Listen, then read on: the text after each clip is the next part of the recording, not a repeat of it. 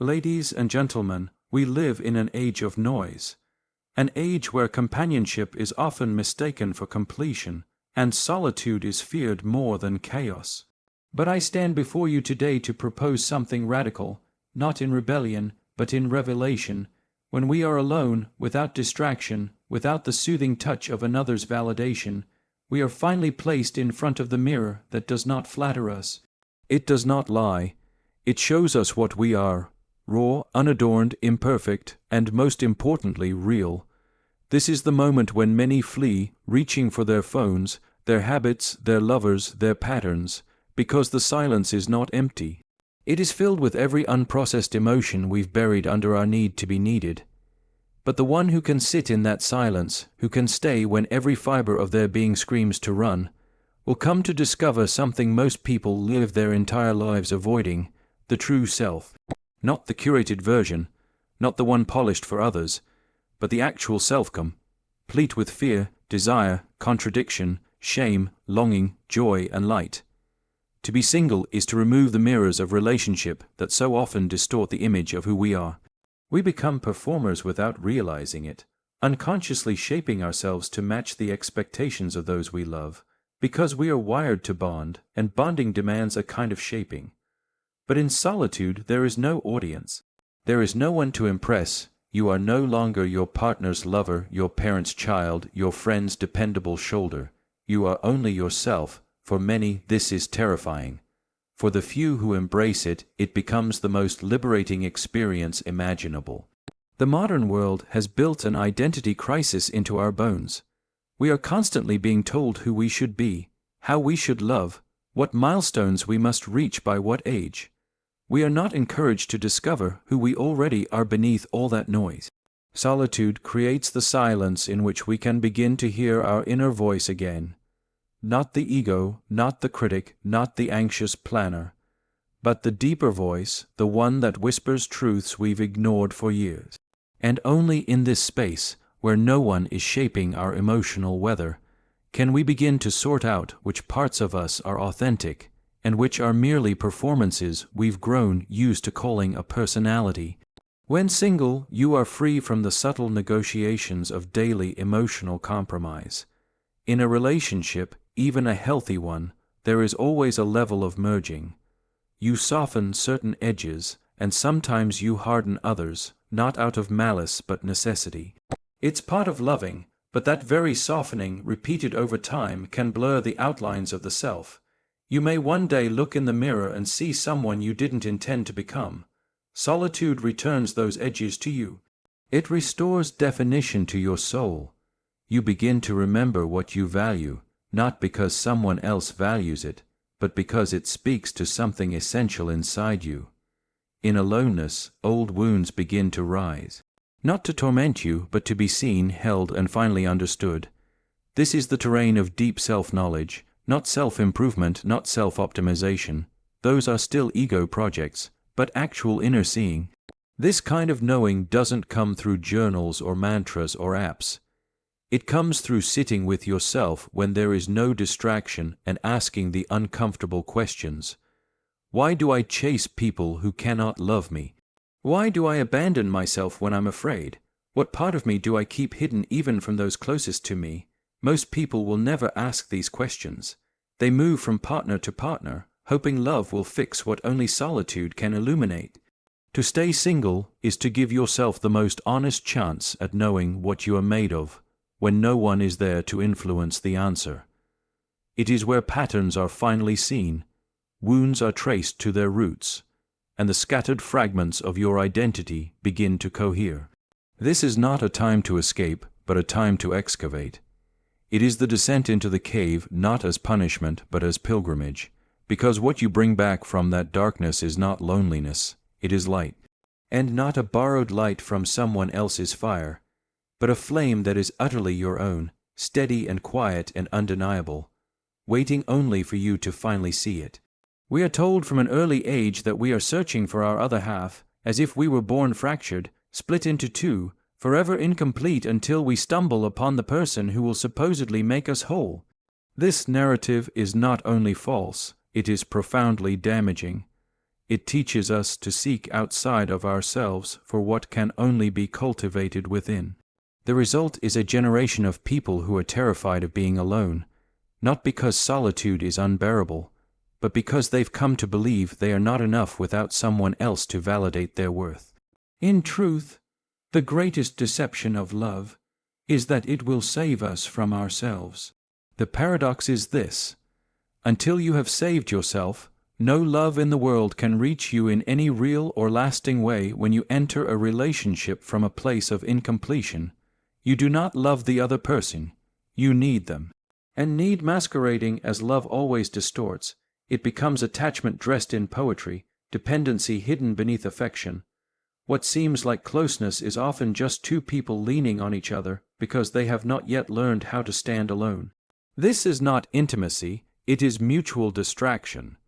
Two people can share a bed, a home, even a life, and still be strangers to themselves.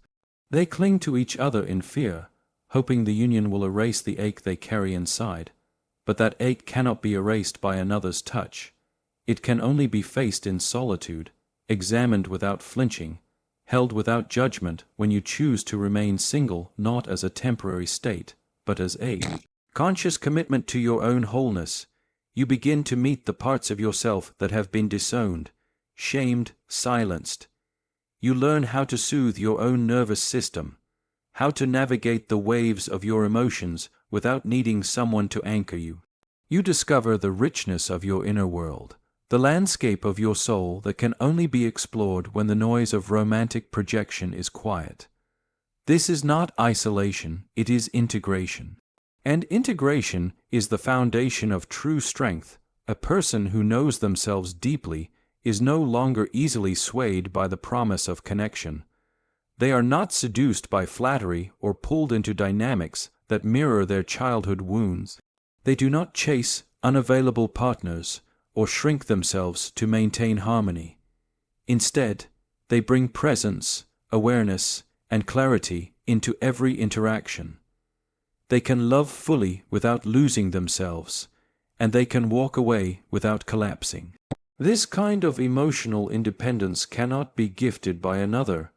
It must be built slowly, often painfully, through the process of remaining with yourself even when every part of you wants to run toward distraction. Wholeness means you no longer need someone to reflect your value.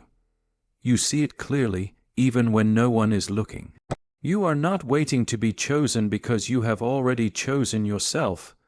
This is the irony: only when you no longer need a relationship are you truly ready for one. Not because you have given up, but because you have come home to yourself. And from that place of inner rootedness, if someone arrives, you will meet them not with expectation, but with presence, not with longing, but with gratitude.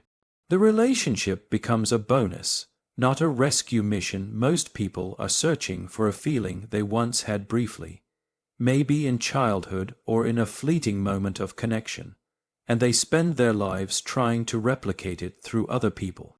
But that feeling does not live in another's body, it lives in your own, buried beneath years of conditioning, fear, and forgetting. Staying single is not a rejection of love, it is the cultivation of the kind of love that cannot be taken away, because it does not depend on anything outside of you. It is a return to your original completeness, the one that existed before anyone told you otherwise, the one that does not seek approval but radiates from within when you are not tethered to the emotional ecosystem of another person. Your mind becomes a vast open field where the seeds of creativity can finally take root without interruption. Relationships, even the healthiest ones, carry with them a constant stream of negotiations, more compromises, emotional caretaking, shared responsibilities, unspoken expectations. These things, while part of the human experience, also divide your psychic energy, scattering it across countless small concerns that slowly accumulate into mental noise. But when you are single, when your time is wholly your own, you begin to notice something subtle and profound, the emergence of a deeper rhythm, an interior pulse that had long been drowned out by the clamor of shared living. That rhythm is your creative voice, and it only speaks clearly when there is enough silence to hear it, the energy you used to spend interpreting someone else's moods, balancing someone else's needs with your own, and shaping your time around another's presence becomes suddenly available to you. You begin to realize how much of your vitality had been entangled in dynamics that seemed harmless on the surface, but, over time, eroded your capacity to be fully present with yourself. In singleness, there is no need to explain, to manage, to decode.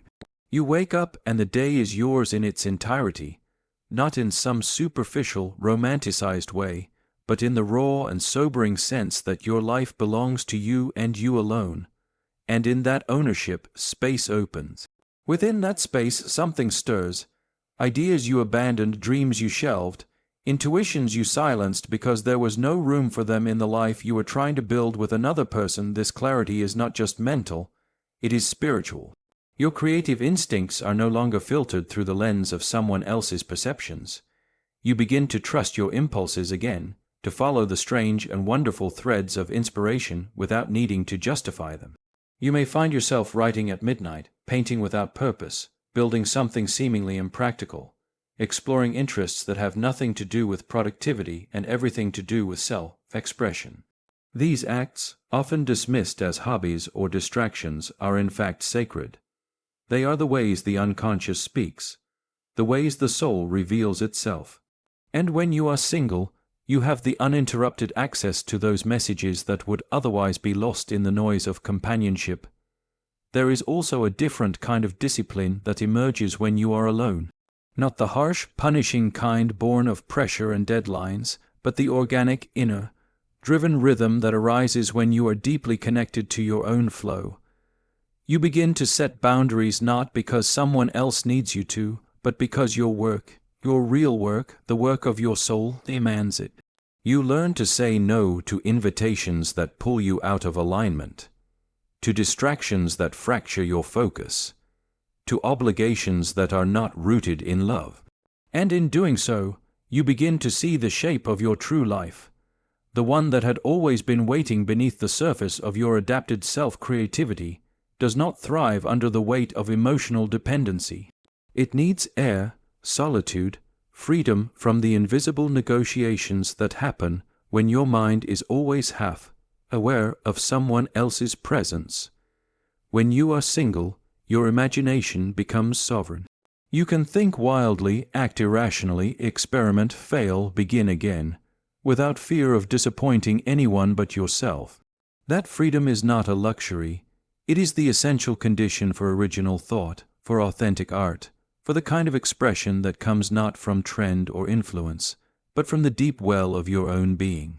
Staying single, in this sense, is not just about avoiding the wrong relationship. It is about cultivating the conditions under which your truest self can finally create without apology, without dilution. Without delay. There is a myth older than language, one that whispers through every culture, every spiritual tradition, every human longing, the myth of union, of two becoming one, of the sacred merging of opposites. Yet what is often missed, or perhaps deliberately ignored, is that this union cannot take place between two people until it has first occurred within the individual. The longing for a partner is not wrong. It is deeply human, but it becomes distorted when it arises from a fractured self that has not yet made peace with its own inner opposites. Most people enter relationships searching for qualities they have not developed in themselves. They seek a lover to give them courage, a protector to give them safety, a muse to give them inspiration, never realizing that what they are truly seeking is the lost half of their own psyche, the unlived side of themselves, buried beneath years of avoidance and projection. Until a person has integrated the parts of themselves they have disowned, they will continue to attract those who reflect their unfinished work. A woman who has silenced her inner warrior may find herself drawn to domineering men, mistaking their force for strength. A man who has denied his vulnerability may chase nurturing partners, needing them to carry the emotional weight he cannot yet face. These dynamics are not conscious. They are archetypal, ancient, rooted in the psyche's drive toward wholeness. But without awareness, they repeat endlessly, a cycle of craving and disappointment disguised as romance. The work of staying single is not about rejecting relationship. It is about preparing for it in the truest sense. It is about creating a union within, between the masculine and feminine energies, the thinker and the feeler, the child and the adult, the shadow and the light. Only when these inner elements are acknowledged and brought into harmony can a person meet another without distortion, without neediness, without the compulsion to complete a story that was never someone else's responsibility to finish in solitude. These inner polarities rise to the surface.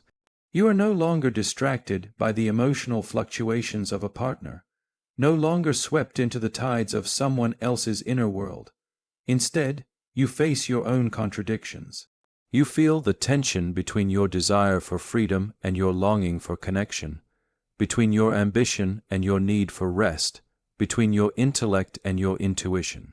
You begin to understand that these are not flaws to be corrected, but energies to be balanced, voices within you that all seek expression, inclusion, dignity.